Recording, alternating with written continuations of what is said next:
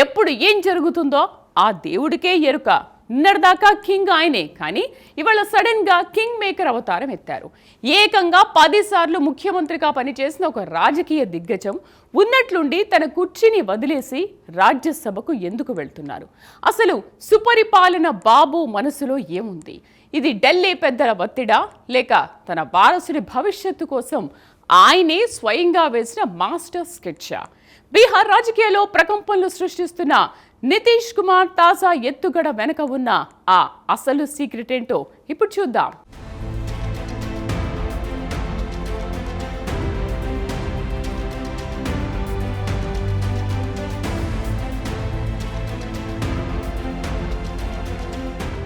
దేశ రాజకీయాల్లో బీహార్ ముఖ్యమంత్రి నితీష్ కుమార్ స్థానం అత్యంత ప్రత్యేకం. కేంద్రంలో ఎన్డీఏ కూటమి అధికారంలో కొనసాగటంలో ఆయన పాత్ర అత్యంత కీలకమైనది. బీహార్ రాజకీయాల్లో ఆయనది ఆషామాషీ ట్రాక్ రికార్డు కాదు. ఏకంగా 10 సార్లు ముఖ్యమంత్రిగా పాలనా పగ్గాలు చేపట్టి చరిత్ర పుటల్లో చెరగని ముద్ర వేసుకున్న రాజకీయ దురంధరుడు. రాష్ట్రం నుంచి కేంద్రం వరకు అనేక పదవులు అలంకరించి తనకంటూ ఒక ప్రత్యేక బ్రాండ్ సృష్టించుకున్న ఈ old man alias gold man నేడు అనూహ్యంగా రాజ్యసభకు వెళ్లేందుకు సిద్ధం కావటం దేశవ్యాప్తంగా రాజకీయ ప్రకంపనలు సృష్టిస్తుంది. నితీష్ కుమార్ స్వయంగా రాజ్యసభకు నామినేషన్ వేయటం అనేది యావత్ దేశ ప్రజలు ఏమాత్రం ఊహించని పరిణామం. ఒక రాష్ట్రానికి సుదీర్ఘకాలం పాటు తిరుగులేని నాయకుడిగా వెలుగొందిన ఆయన హఠాత్తుగా తీసుకున్న ఈ నిర్ణయం ఇప్పుడు జాతీయ రాజకీయాల్లో తీవ్ర ఆసక్తి రేకెత్తిస్తోంది.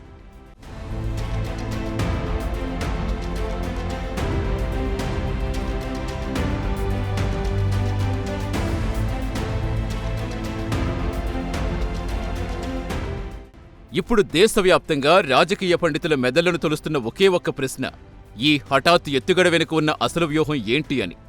నితీష్ కుమార్ను సీఎం పదవి నుంచి ఎవరైనా తప్పించారా, లేదా ఆయనే స్వయంగా తప్పుకున్నారా అనేదే ఇప్పుడు ప్రధానంగా చర్చనీయాంశమైంది.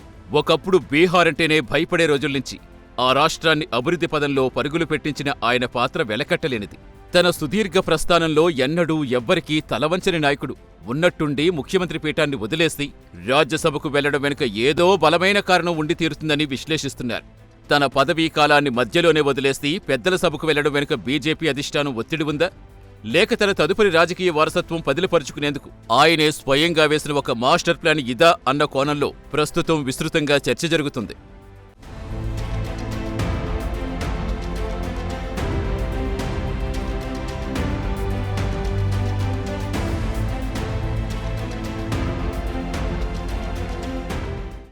బీహార్ రాజకీయాలు మార్చేసిన ఘనత ముమ్మాటికి నితీష్ కుమార్దే. లా అండ్ ఆర్డర్ సమస్యలతో కొట్టుమిట్టాడుతున్న రాష్ట్రాన్ని దారిలో పెట్టి విజయాన్ని తన ఇంటి పేరుగా మార్చుకున్న గొప్ప నేత ఆయన. ట్రాక్ రికార్డు గమనిస్తే ఎటు చూసినా నితీష్ కుమార్ని తప్పుబట్టలేని, ఆయన్ను దాటి రాజకీయాలు చేయలేని పరిస్థితి రాష్ట్రంలో ఉంది. అయితే ఇంతటి ఘన చరిత్ర ఉన్న నితీష్ ఇప్పటి వరకు స్పష్టమైన రాజకీయ వారసుడు ఎవ్వరూ లేకపోవటం గమనార్హం. ఆయన కుమారుడు సైతం నిన్నటి వరకు పరిపాలనా విషయాల్లో కానీ, నితీష్ స్థాపించిన జేడీయూ పార్టీలో కానీ ఎక్కడా క్రియాశీలకంగా కనిపించలేదు. ఎలాంటి ప్రభావమూ చూపలేదు. అలాంటిదిప్పుడు హఠాత్తుగా నితీష్ తీసుకున్న నిర్ణయంతో పరిస్థితులు ఒక్కసారిగా మారిపోయాయి. అప్పటిదాకా తెరవెనకే ఉన్న కుమారుడిని అనూహ్యంగా తెరపైకి తీసుకురావటం రాజకీయ వర్గాలను తీవ్ర ఆశ్చర్యానికి గురిచేస్తుంది.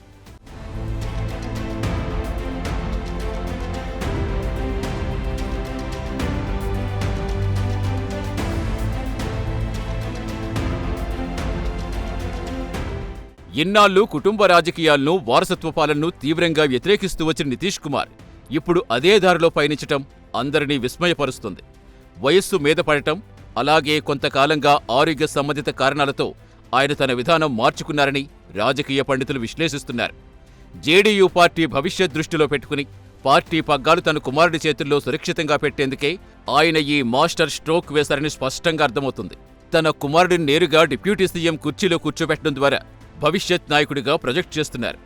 నిన్నటి వరకు రాజకీయాలకు దూరంగా ఉన్న కుమారుడి కోసం తన సొంత సిద్ధాంతాలే పక్కన పెట్టి పార్టీని, అధికారాన్ని ఒకేసారి వారసుడికి అప్పగించేందుకు ఈ రాజ్యసభ నిర్ణయం ఒక ఆయుధంగా వాడుకున్నారని స్పష్టంగా తెలుస్తుంది.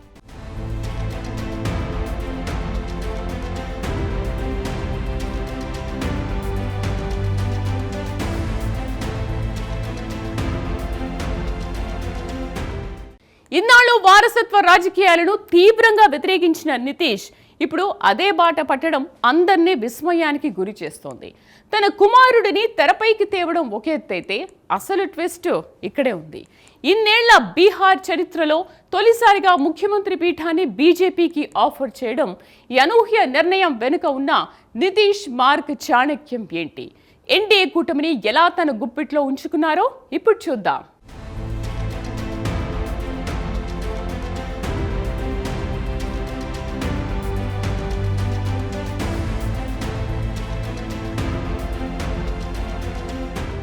ఈ మొత్తం వ్యవహారంలో ఎన్డీఏ కూటమిలో ప్రధాన పక్షమైన బీజేపీకి కూడా భారీ లబ్ధి చేకూరబోతోంది. ఇటీవల అసెంబ్లీ ఎన్నికల్లో జేడీయూ కంటే బీజేపీకి ఎక్కువ స్థానాల్లో పోటీ చేసే అవకాశం నితీష్ కల్పించారు. వాస్తవానికి ఆ కూటమి గెలుపులో నితీష్ పాత్రే అత్యధికం. అయితే ఇప్పుడు నితీష్ రాజ్యసభకు వెళుతుండటంతో ముఖ్యమంత్రి పీఠం సహజంగానే బీజేపీకి దక్కనుంది. బీహార్ రాజకీయ చరిత్రలో ఒక బీజేపీ నేత ముఖ్యమంత్రిగా బాధ్యతలు చేపట్టడం ఇదే తొలిసారి కాబోతుంది. ఇక్కడే నితీష్ కుమార్ తన అద్భుత రాజకీయ చాణక్యం ప్రదర్శించారు.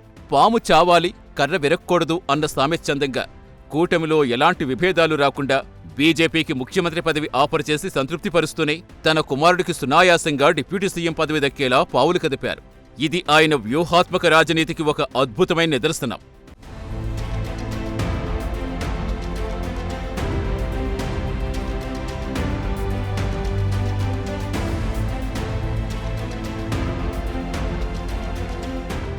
బీజేపీకి సీఎం సీట్ ఆఫర్ చేయడం ద్వారా నితీష్ కుమార్ ఎన్డీఏ కూటమిలో ఎలాంటి పగుళ్లు రాకుండా జాగ్రత్త పడ్డారు. తన రాజీనామా నిర్ణయంతో కూటమిలో ఎలాంటి రాజకీయ సంక్షోభం తలెత్తకుండా మిత్రపక్షాలను కలుపుకుపోయేలా వ్యూహరచన చేశారు. జాతీయ స్థాయిలో బీజేపీకున్న ప్రాబల్యం గుర్తించి వారితో ఘర్షణ పడకుండా రాష్ట్రాన్ని వారికి అప్పగించి కేంద్ర రాజకీయాల్లో తాను క్రియాశీలక పాత్ర పోషించేందుకు రాజ్యసభ మార్గాన్ని ఎంచుకున్నారు. ఇది కేవలం పదవీ విరమణ కాదు, తన పార్టీ జేడీయూ తన వారసుడి భవిష్యత్ సురక్షితంగా ఉంచేందుకు వేసిన ఒక పక్కా స్కెచ్గా మనకు అర్థమవుతుంది. బీజేపీతో ఉన్న పొత్తును మరింత బలోపేతం చేసుకుంటూనే తన కుమారుడికి పాలనాపరమైన అనుభవాన్ని గడించేందుకు డిప్యూటీ సీఎం పదవిని ఒక చక్కని వేదికగా మలిచారు. ఇది రెండు పార్టీలకు ఒక విన్ విన్ సిచ్యువేషన్గా చెప్పొచ్చు.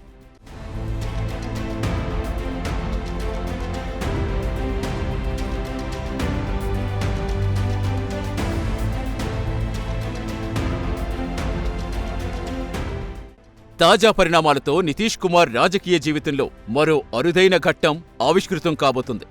ఆయన రాజ్యసభలో అడుగుపెట్టడం ద్వారా దేశంలో 4 చట్టసభల్లో ప్రాతినిధ్యం వహించిన అతి కొద్ది మంది రాజకీయ దిగ్గజాల జాబితాలో చేరనున్నారు. ఇప్పటికే ఎమ్మెల్యేగా, ఎమ్మెల్సీగా, లోక్సభ ఎంపీగా సుదీర్ఘ సేవలందించిన ఆయన ఇప్పుడు రాజ్యసభ ఎంపీగా తన బాధ్యతలు నిర్వర్తించబోవడం విశేషం. ఈ పరిణామం బీహార్ రాజకీయాల్లో ఒక శకం ముగిసి మరో కొత్త శకం ప్రారంభం కాబోతుందనే స్పష్టమైన సంకేతాలిస్తుంది.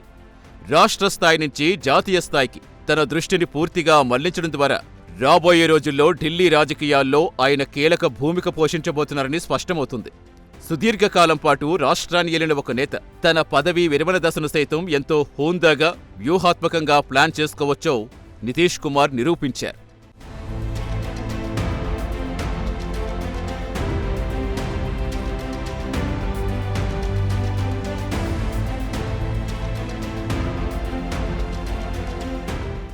మొత్తం మీద చూస్తే నితీష్ కుమార్ తీసుకున్న ఈ నిర్ణయం అటు బీహార్ రాష్ట్రానికే కాకుండా యావత్ దేశ రాజకీయ ముఖచిత్రానికి ఒక కొత్త పాఠం నేర్పుతోంది.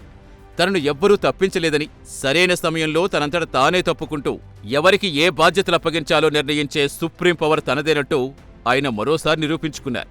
ఒక్క దెబ్బకు 2 పిట్టలు అన్న సామెత నిజం చేస్తూ అటు తన కుమారుడి రాజకీయ భవిష్యత్తుకు భరోసా కల్పిస్తూనే ఇటు బీజేపీకి సీఎం పీఠం అప్పగించి జాతీయ స్థాయిలో తన స్థానం మరింత పటిష్టం చేసుకున్నారు.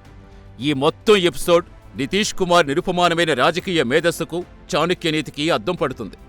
ఎవ్వరి అంచనాలకు అందకుండా తనదైన శైలిలో వేసిన ఈ మాస్టర్ స్ట్రోక్తో బీహార్ రాజకీయాల్లో నితీష్ ముద్ర ఎప్పటికీ చెరగనిది, ఎవ్వరూ చెరపలేనిదనేది మనకు అత్యంత స్పష్టంగా అర్థమవుతుందనేది మాత్రం ఖచ్చితమనే చెప్పాలి.